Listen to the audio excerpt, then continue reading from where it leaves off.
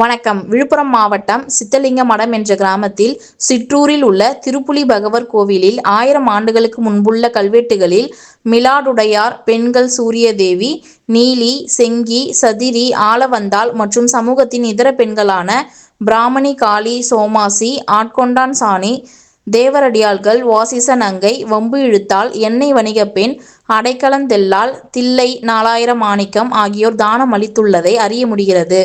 இதன் மூலம் அக்காலத்திலேயே தானம் அளிக்கும் அளவிற்கு பெண்களின் நிலை உயர்ந்திருந்ததை அறிய முடிகிறது. நிகழ்ச்சியில் கல்வெட்டு ஆய்வாளர் சிங்கார உதியன், தலைவர், கள்ளக்குறிச்சி மாவட்ட வரலாற்று ஆய்வு நடுவம் ஆய்வு மேற்கொண்டனர். ரெட் நியூஸ் தமிழ் செய்திக்காக திருக்கோவிலூர் செய்தியாளர் முத்துக்குமரன்.